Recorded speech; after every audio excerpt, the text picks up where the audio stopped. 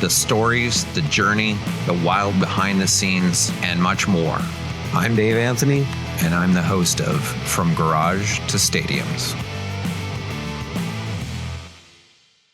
The next phase of the band is where they start kicking it into high gear, Michael, and they sign to another record company, GGC Records, a subsidiary of the Mammoth Geffen Records, to produce their second album called Nevermind, which will go on to change the trajectory of modern music.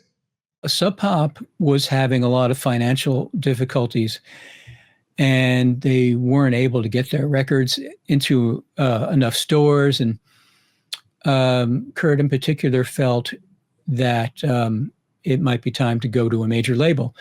And by that point, they had really started to accumulate a lot of buzz in the indie community. They had released a single called Sliver, with the flip side was a song called Dive. And that both of those songs were killer. But Sliver was yet another kind of pop song that pointed presumably in a different direction, a very exciting, more commercial direction for Nirvana. And there was a lot of buzz about them. And they knew something was going on when they played at a impromptu venue called the Motorsports Garage, which is actually a converted garage. And Mudhoney, the leading band up until then, was headlining, and Nirvana was playing second.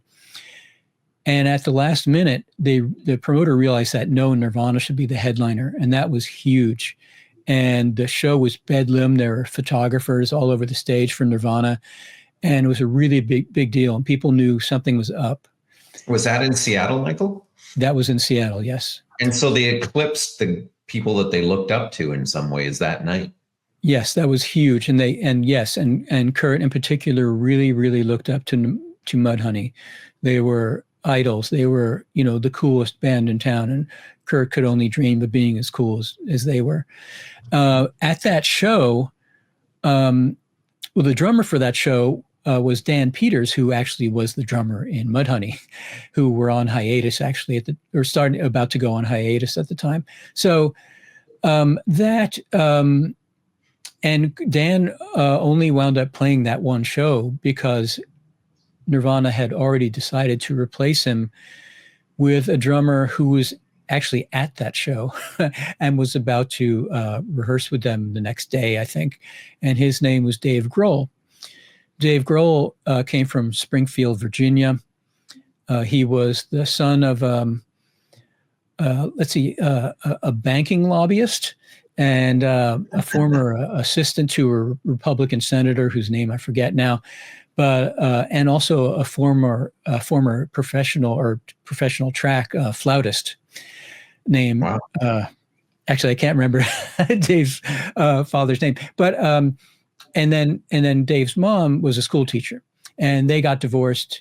Dave did not become withdrawn and inwardly kind of focused and alienated like Kurt did.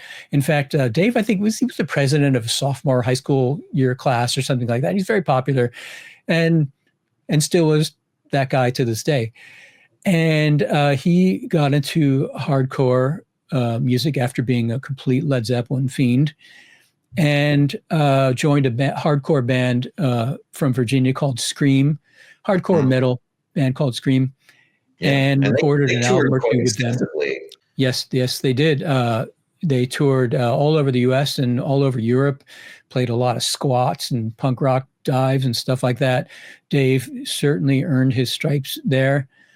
He was already a phenomenal drummer. In fact, Scream did the unthinkable for a punk band and allowed him a 3-minute drum solo every night.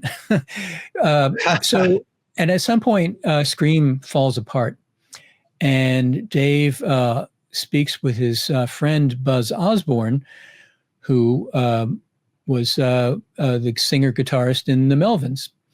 And Buzz mentioned that his friends Nirvana were looking for a drummer, and one thing led to another, and Dave wound up playing with Nirvana. And so Dave goes from, he was brought up by his mother, a single mom, the whole bit. And as we all know, he's gone on to Foo Fighters, and he's become the rock historian, it seems, of the modern age. He joins, and it's interesting. Our program director, Scott Campbell, asked me to ask you this. He said, because Nevermind, we're about to get into how big that album was. Is there a comparison to be made, and I'll let you think about this one, between a Ringo Starr and a Dave Grohl? Ringo joined the Beatles just as they were on the upswing, and Grohl joins. In fact, some of the albums, I believe, on Nevermind were drummed by the previous drummer, a couple of them. Is he the Ringo Starr of the modern age, joining a band just as it ascends? I would think, the similarities between Ringo and Dave are that they were both really coveted drummers. Everyone wanted to play with Ringo. He was the hot drummer on the scene in Liverpool in those years. And Dave was the hot drummer in this Virginia, Washington, D.C. scene. So everyone wanted to play with Dave, just like everyone wanted to play with Ringo. But I would argue that it's not that the Beatles and Nirvana were, Nirvana, I guess, was on the upswing, but Dave really powered Nirvana into the stratosphere. They were taking off, but I don't think they would have really hit quite as hard if they didn't have such a brilliant drummer. I mean, Dave really was key. There's that saying, "You're only as good as your drummer," and Dave just played beautiful parts really hard. And Right. And there was an offstage aspect to him too, which was that he was just really no nonsense, very professional. He could screw up with the best of them, but when it came to playing and conducting himself as a musician, he was really together, and that was a really great counterbalance to perhaps Nirvana's worst tendency. So he. Right. And it's just like Ringo. Ringo was also incredibly important offstage as a steadying influence. And it can't be said enough that a band member's offstage presence and their professionalism or lack thereof also has a huge bearing on a band's career, not just, and even how the music sounds. So, Yeah. I can't overstate Dave's importance, but also I can't overstate even more Krist's importance. Krist, before they started getting managers and booking agents and things like that, Krist Novoselic did a lot of running the band, and he did a lot of the liaising between the band and, booking agents and clubs and record labels and all kinds of things like that. He was the guy. Most of the time, people didn't actually talk to Kurt. They talked to Krist, and Krist would confer with Kurt, and then he'd come back to them. So that was also crucial. I just can't say it enough. It probably would not have happened without Krist Novoselic. Interesting. The album also, he was a killer bass player.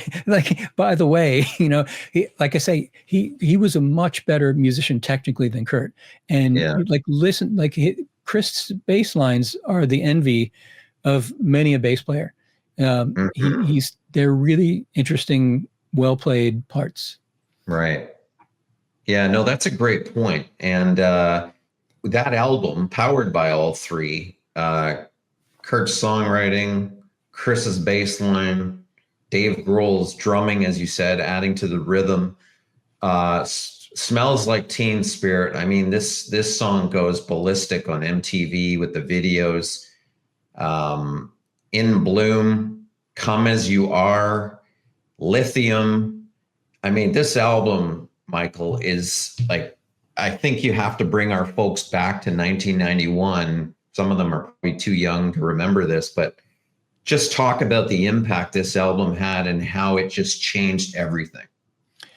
Well, in the early 90s, you had a lot of very highly processed music.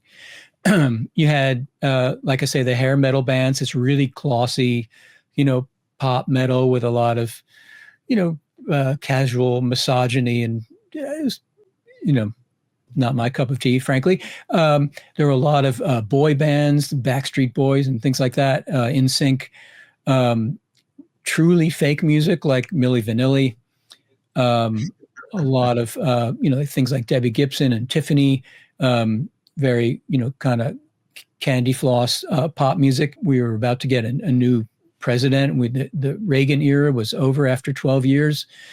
There was a new generation emerging called Gen X, also known as slackers, and they were starting to assert themselves as a generation, as a cultural force, and as a consumer force. They were buying music and other things that they wanted to buy, and they weren't going to be dictated to much longer by the powers that be. And bands like Nirvana were an expression of that sea change, that rebellion. Eventually, Nirvana and all these other bands kind of got absorbed, into the capitalist consumerist framework. But for a while there, it was really exciting. It felt like things were really, really changing. If you heard a song like Teen Spirit on the radio after, being inundated with Milli Vanilli for a few years, it was pretty huge. And you heard that song everywhere. Oh, You'd be walking down the street, it'd be blasting out of a grocery store, out of passing cars, maybe someone walking down the street with something called a boombox. It was everywhere. And that hadn't happened in a very, very long time, where a song was that ubiquitous. And it really just seemed to encapsulate some really big, not just musical movements, but cultural movements. Yeah. And the video itself that they shot, in a gym in some high school, that was played on rotation on MTV and other places. I mean, continuously. Yeah, that was actually on a set. But it was the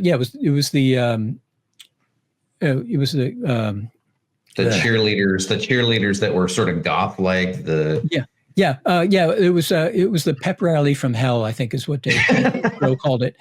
And so that also really appealed to the rebellious spirit that had been kind of bottled up. The video features a bunch of kids eventually just committing like total anarchy at a pep rally in this, high school setting. And good metaphor for what happened with music at that time. Right. Exactly. It was just a masterstroke. And again, it was all over MTV. And then it got a second life when Weird Al Yankovic did a parody of it. I think it was called Smells Like Nirvana, which not only resuscitated the song, but resuscitated Weird Al's career too. And so that was a real zeitgeist moment. And as you say, there was more where that came from on Nevermind. There was In Bloom, another really great song. Come As You Are, another really great song. And there was just more where that came from. And it was an impeccably produced record. It was just sounded fantastic on the radio. It was produced by Butch Vig, who had a lot of indie cred. And that's why Nirvana chose him. But then it was mixed and, glossed over by a guy named Andy Wallace, who did a lot of incredible mixing for bands like Slayer, and later on did like Rage Against the Machine and tons of other bands. So he knew how to make really hard rock and music sound good on the radio. And it was just a perfect storm.